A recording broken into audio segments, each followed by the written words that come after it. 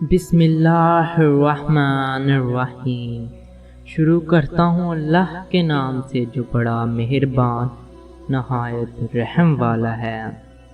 ایک غلام تھا، ایک دن وہ کام پر نہ گیا تو اس کے مالک نے سوچا کہ مجھے اس کی تنخواہ میں کچھ اضافہ کر دینا چاہیے تاکہ وہ اور دل جمی سے کام کرے اور آئندہ غائب نہ ہو۔ اگلے دن مالک نے اسے اس کی تنخواہ سے زیادہ پیسے دے دیے جو اس نے خاموشی سے رکھ لیے، لیکن کچھ دنوں بعد وہ دوبارہ غیر حاضر ہوا تو اس کے مالک نے غصے میں آ کر اس کی تنخواہ میں کیا گیا اضافہ ختم کر دیا اور اس کو پہلے والی تنخواہ دی۔ غلام نے اب بھی خاموشی اختیار کی تو مالک نے کہا، جب میں نے اضافہ کیا تب تم خاموش رہے اور جب میں نے کمی کی تم پھر بھی خاموش رہے، پر کیوں؟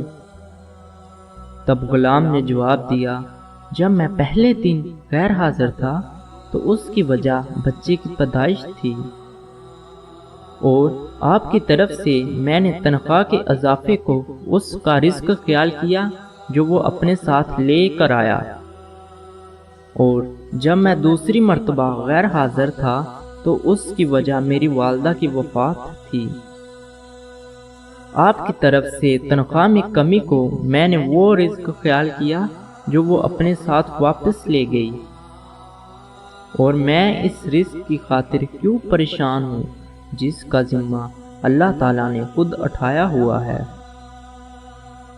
ہمیں بھی چاہیے ہم رزق کے پیچھے نہ بھاگیں، کیونکہ اس کا ذمہ اللہ تعالیٰ نے خود اٹھایا ہوا ہے۔ ہمیں چاہیے ہم بس اپنے اللہ کو راضی کریں، اور ہم سے ہمارا اللہ راضی ہو گیا تو ہم دنیا اور آخرت دونوں میں کامیاب ہو سکتے ہیں۔